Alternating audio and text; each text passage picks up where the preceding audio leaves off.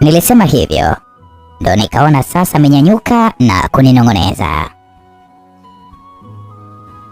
Mgeni akilishwa anatakiwa akaliwe kwenye mapaja. Akaliwaje? Sijakuelewa. Tulia hivyo hivyo, ngoja nikuonyeshe. Msikilizaji,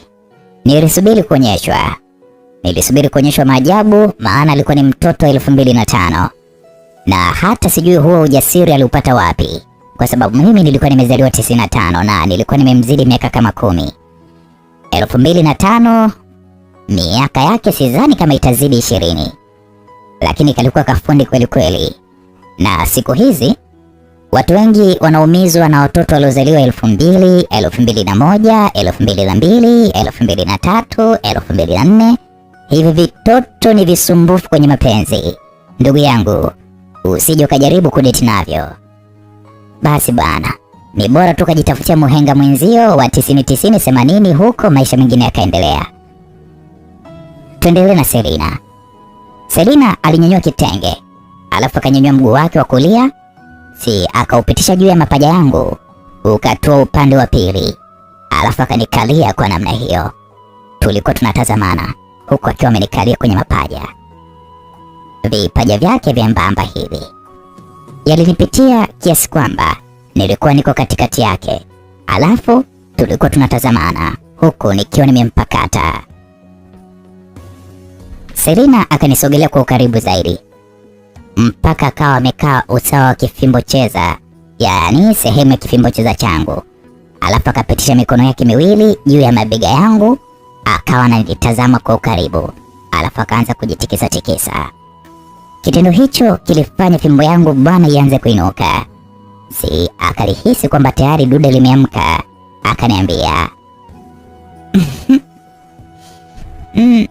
nimesikia nyoka wako akihangaika, but please promise me kwamba hatutafanya chochote, maana mimi ni sawa na mdogo wako wa damu. Do, niliwaza huku nikitazamana naye.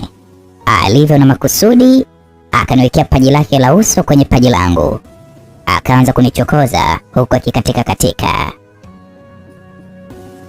Promise me basi kaka Jofu.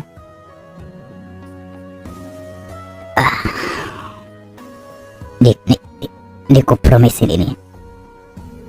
Ni promise kwamba hatutafanya chochote, mimi ni sawa na mdogo wako wa damu. I promise. Nilisema kwa kujiamini, ila akili yangu ilikuwa ikijitahidi kukataa nilichokiongea muda huo. Hata ungekuwa wewe msikilizaji, hali usingeiweza. Yaani mtu anakutega alafu anakuambia eti mimi ni sawa na mdogo wako, au mimi eti ni sawa na shemeji yako, au mimi sijui umenizidi umri. Wewe ulisikia wapi? Pumbavu, kwa nini unanitega sasa?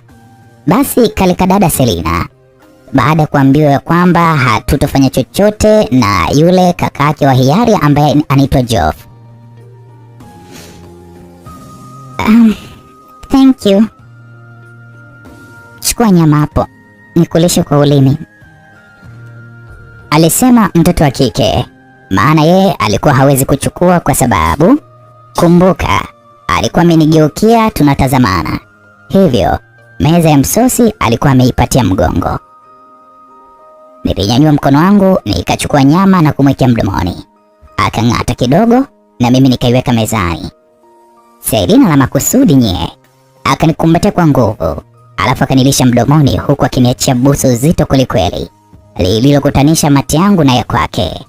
Yaani kusema kweli mwenzenu na utuzima wangu nikachanganyikiwa, maana baada ya lile busu aliniachia akawa ananitazama huku akichekacheka. Mimi niliitafuna ile nyama mpaka nikameza, nikamvuta kwangu, alafu nikampa denda kama sekunde 3 hivi nikamwachia. Kaka Jofu, usirudie tena, alininyonya huku akinitazama. Keep a promise, wewe ni kakaangu, Aliniambia kwa makusudi, lakini nilipotazama kifuani kwake kitenge kimeshafunguka. Na huko wazi vichuchu bana vidogo vidogo sana vilisimama pale. Alafu hakutaka kujifunika. Haya si makusudi haya. Wewe ulisikia wapi? Nilipotazama vichuchu vyake, Selina kacheka kwa aibu. Unanitazama nyunyu zangu au unataka kunyonya? Unataka kumnyonya mtoto? Alisema Selina. Mimi nilibaki na guna tu kama Rayvanny na Willy Paul msafi.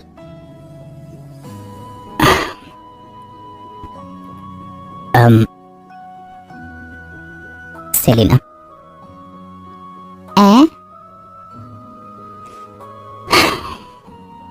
Ebu shuka tafadhali, shuka. Sitaki uendelee kukaa hapo. Ukaka na udada utaisha hapa so muda mrefu. Ni bora kashuka. Nilimwambia Selina huku nikijaribu kumshika kiuno na kumnyanyua, lakini akagoma na akaanza kunidekea. Sitaki. Nataka joto.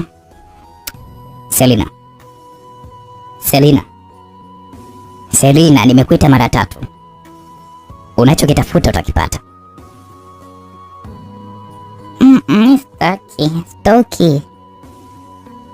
Nilimuita mara 3 lakini hakusikia. Ndio kwanza akatulia na kunilalia vizuri kabisa.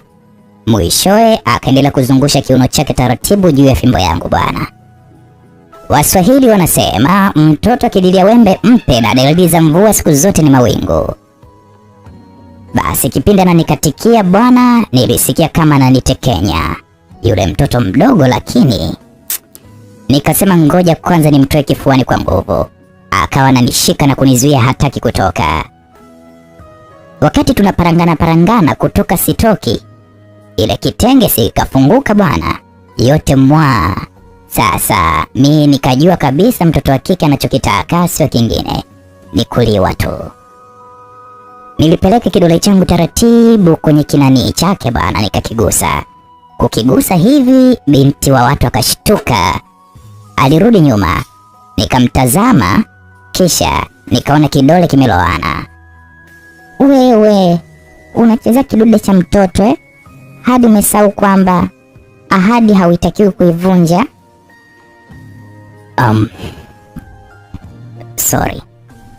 Nilisema huku nikifungua mkanda wa suruali yangu na kuhakikisha na shusha boksa na kuchomoa kifimbo.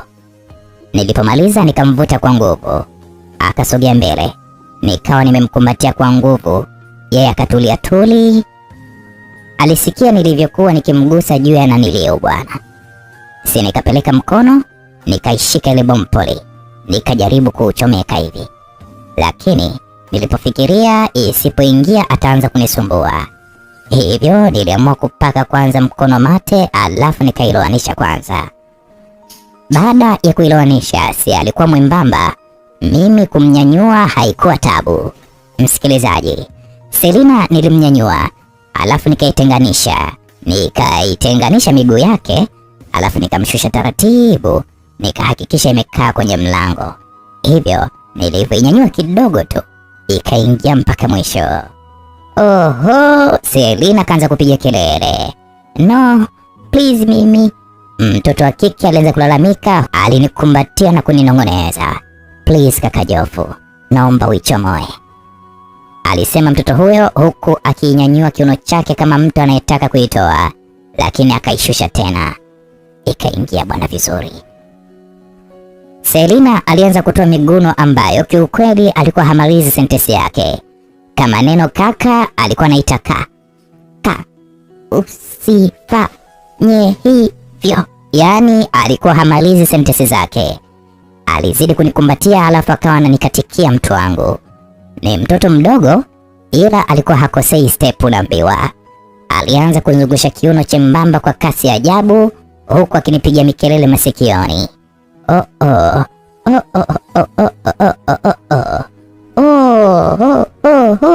Ushavunja undugu. Kaka Kaka, alisema Selina huku akinikumbatia zaidi. Msikilizaji, nashindwa kumwigiza vizuri Selina kwa sababu milio aliyokuwa naitoa hii ilikuwa ni ya kike zaidi, alafu mimi mwanaume nashindwa mwenzenu. Mniwie tu radhi. Basi Selina akanipa denda zito huku tukiwa tumekumbatiana, na kiumbe wangu mtanashati ilikuwa ndani anapata raha. Bwana we, cha kwanza kinaharibugi sana. Yaani haraka tu nikaachia mzigo ndani, alafu tukalegea wote, tukabaki kunyonyana tomate. Tulipomaliza ile kufika kwa raha, ndo nakumbuka kuuliza, Selina, haupo kwenye siku za hatari wewe? Nilimuuliza Selina, nikaona naye anashtuka kidogo. Ndiyo, zimeisha leo. Alinishtua sana, maana alikuwa ni mwanafunzi yule ndugu yangu. Miaka 30 jela ingenihusu. Nilimtazama kwa muda Selina, huku nikishindwa kuelewa nifanyeje kwa haraka.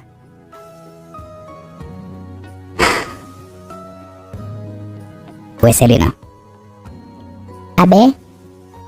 Hebu shuka kwanza. Shuka please. Nilisema kwa uoga. Selina alinitii, akashuka kwenye mapaja yangu, alafu akachukua kitenge chake na kujifungia. Ndipo alipoondoka pale mezani na kwenda ndani kabisa. Nahisi alienda bafuni au msalani kujifanya usafi huko Ikulu. Mimi mwenyewe nilinuka, nikatazama fimbo yangu, alafu nilifuta kwa mkono na kuirudisha ndani ya boksa. Kisha nikafunga suruali yangu vyema na kwenda kusimama katikati ya sebule, huku nikitafakari ya kwamba itakuwaje. Baada ya dakika 3, Selina alirudi na kuketi sofani.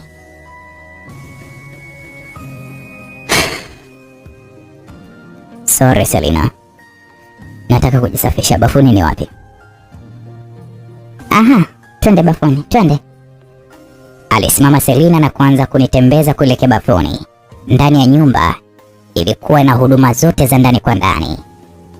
Tukafika bafuni, Mia akaniacha akarudi sebuleni.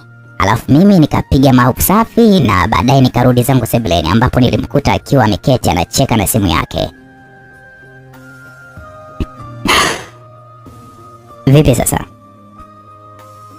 Nilisema huku nikikaa, lakini yeye alisimama na kwenda kwenye friji akachukua wine na kuja nayo, huku akiwa ameshika glasi 2. Aliweka mezani akaketi, akamimina kwenye glasi zote 2 kidogo kidogo. Cheers, alisema, na mimi nikashika glasi tukagonga prrr. Alafu tukanywa tukiwa tunaangaliana. Kaka Jofu, aliniita Selina. Mimi nikamtazama bila kuongea. Mbona una raha? Aliniuliza na kuweka glasi mezani, alafu akanishika.